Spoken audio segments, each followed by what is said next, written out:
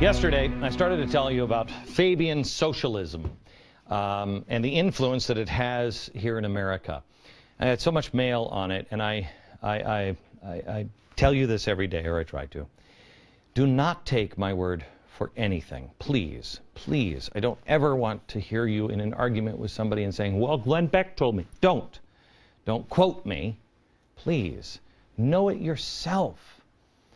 Do your own homework. It's the only way that you'll be strong enough to be able to stand, is if you know it to the core. Don't take my word for it. Do your own homework. Find out that these things are true. Now, here are some people that were influenced by the Fabians. We have Stuart Chase. He coined the phrase, the New Deal. We also have Cecil Rhodes. He is the Rhodes Scholar fame. And Bill Clinton and so many others were Rhodes Scholar. There was this Fabian socialist. Walter Lippmann, and of course, George Soros. Spooky dude. Saying now, I think, now, in the end, do you understand the power of the dark side? And then you see the lightning bolts shooting from his fingertips. Is it just me? Anyway, I want to go back to the stained glass window from the Fabian Society because it explains so much. And there is a method to my madness here. You have to understand the history. I showed you at the beginning of the time board. You can't understand anything unless you look at this from a very long line. I want to show you the stained glass window, and I want to show you what's here. If you look at the stained glass window and you see here, remold it nearer to the heart's desire. I was curious about that. What is that? Well, this window is originally from the Beatrice Webb House in Surrey, England, former headquarters of the Fabian Society. Fabian Society is still around. Tony Blair is a Fabian member. I can't tell you how many people are Fabian socialists all over the world. This was designed by George Bernard Shaw, who is here, the guy who invented the death chamber for the death camps. George Bernard Shaw. It depicts Sidney Webb and Shaw striking the earth here with hammers. But do you notice the earth is red hot? Here they are, stoking the flames to heat the earth up so they can hammer it, remold it nearer to the heart's desire. Well, what is that line from? Well, it's a line from Omar Khayyam. It's very interesting. Remold it nearer to the heart's desire, if you understand the whole poem. Could you take this down for a second? Let me show you this. Let me show you the wolf in sheep's clothing. There it is, wolf in sheep's clothing. This is the Fabian Society, FS, Fabian Society shield. It is a wolf with sheepskin covered. Now, why would you do that if you were a happy place? Above the globe is that. The window is now on display at the London School of Economics, which was founded by 4 Fabians, including Sidney and Beatrice Webb. Now, I want to show you the rest of this poem. This is what the whole stanza here. Here's the last line that's on the stained glass window. Ah, love, could thou and I with fate conspire to grasp this sorry scheme of things entire? Would we not shatter it to bits and then remold it nearer to the heart's desire?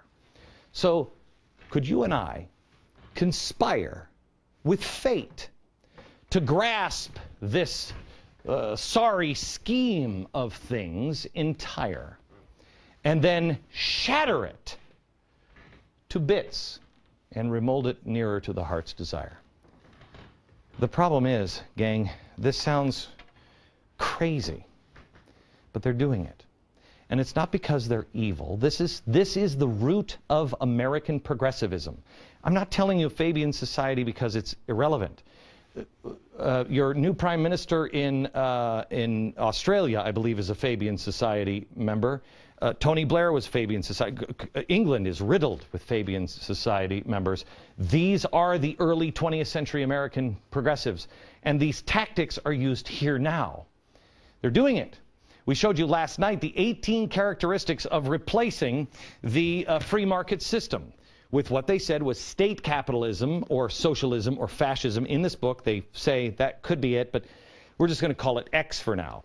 Stuart Chase wrote about this in this book. It's very hard to find. It is The Road We're Traveling. I showed you yesterday.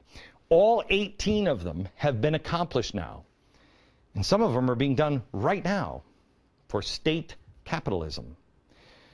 So who are these people? Well, Stuart Chase, he graduated from Harvard in 1910. That was the same year that this guy did, Walter Lippmann, who shaped Woodrow Wilson's 14 points for the League of Nations, which then failed then, but then later came back just under a new name, the United Nations.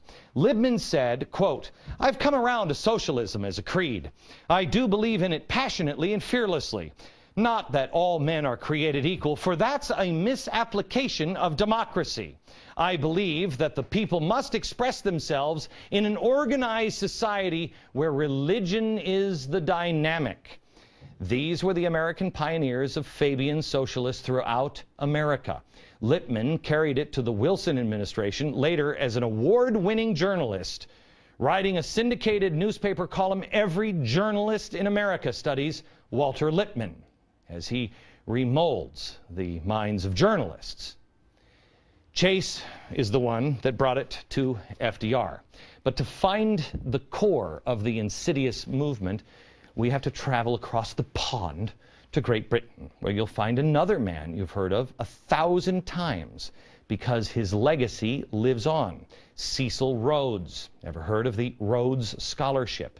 When he was 23, Rhodes wrote, "Why should we not form a secret society, but with one object, the furtherance of the British Empire and the bringing of the whole world under British rule for the recovery of the United States?" The recovery of the United States?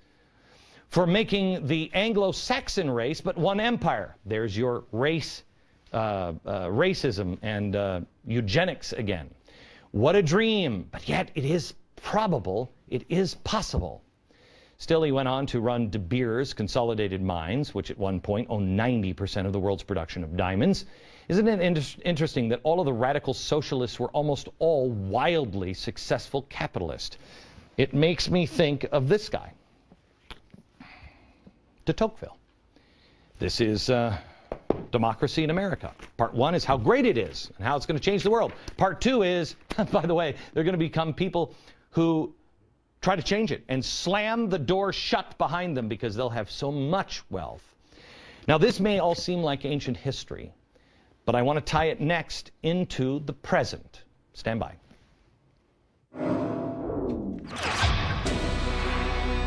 Fabian Socialist. Until this week, you may never have even heard of Fabian Socialist. How is it all tied to Coca-Cola and Bloomberg?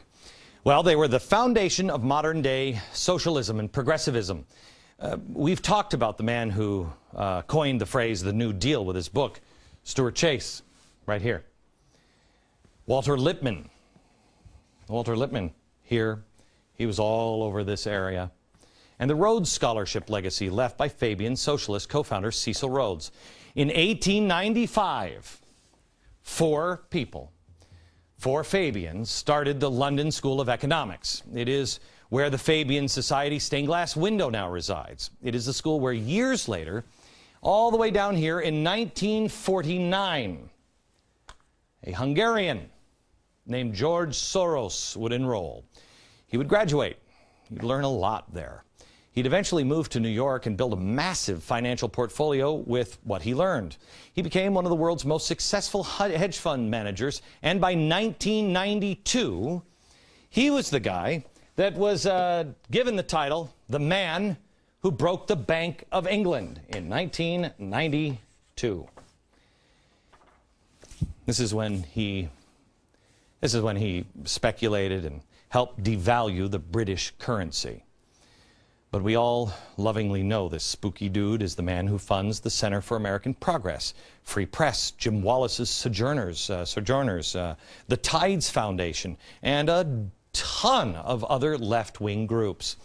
His twisted and dangerous philosophy, in my opinion, was developed in Britain in the late 19th century, down here, and it is spread like a plague all the way through. All the way through. It has changed America. It is being shattered into bits. America is right before our eyes, so they can remold it nearer to their heart's desire. I believe they have a God complex. They think they can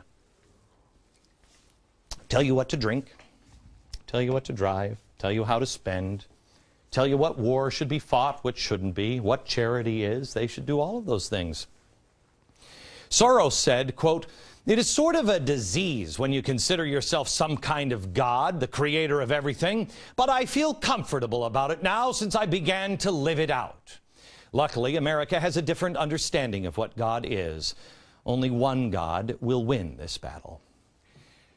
Have you made a choice yet? Because I'm going with the God that has a capital G and then only 3 letters in his name. You'll have to make your own choice. But remember this, do your own homework. Find out if these things are true yourself. Don't take my word for it. Do your own homework. And then tell a friend. Because remember, sunlight is the best disinfectant.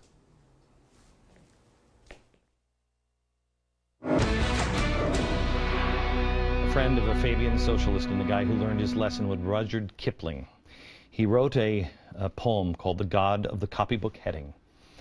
Copybook headings were the things that we all agreed on at the beginning.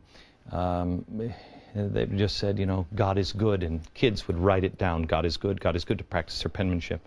I'm just going to give you a couple of things here. He learned his lesson, and this is what he wrote after he saw Fabian socialism. "With the hopes that our world is built on were utterly out of touch. They denied that the moon was Stilton, and they denied that she was even Dutch. They denied that wishes were horses. They denied that pigs had wings. So we worship the gods of the market who promised these beautiful things. They promised perpetual peace. They swore if we give them our weapons, the wars of the tribes would cease. But then we disarmed. They sold us and delivered us bound to our foe, and the gods of the copybook heading said, 'Stick to the devil, you know.' We were promised the fuller life, which started by loving our neighbor and ended by loving his wife, till our women had no more children, and the men lost reason and faith, and the gods of the copybook headings said the wages of sin is death. We were promised abundance for all by robbing selected Peter to pay for collective Paul. But though we had plenty of money, there was nothing our money could buy. And the gods of our copybook headings said, 'If you do not work, you will die.' Then the gods of the market tumbled, and their smooth-tongued wizards withdrew. And the hearts of the meanest were humbled, and they began to believe that it were true, that all that is gold, it does not glitter, and 2 and 2 make 4. And the gods of the copybook headings limped up to explain it once more. As it will be in the future, it was at the birth of man. There are only 4 things certain since social progress began. The dog returns to its vomit, and the sow returns to its mire, and the burnt, fooled, bandaged finger goes back to the wobbling fire." I'm out of time. You have to read the last stanza yourself. Uh-oh, was that a trick to get you to look this up? Gods of the Copybook Headings, Rudyard Kipling. Read. Learn it. Out that they will raise our taxes, that they will make government bigger than ever, and deficits even worse. Yeah, go us. I Want Your Money. Coming soon. Rated P. Tomorrow night is a very special night on the program. It marks 40 days and 40 nights since 8/28. And tomorrow night we're going to spend an hour with 40 people who have taken that challenge.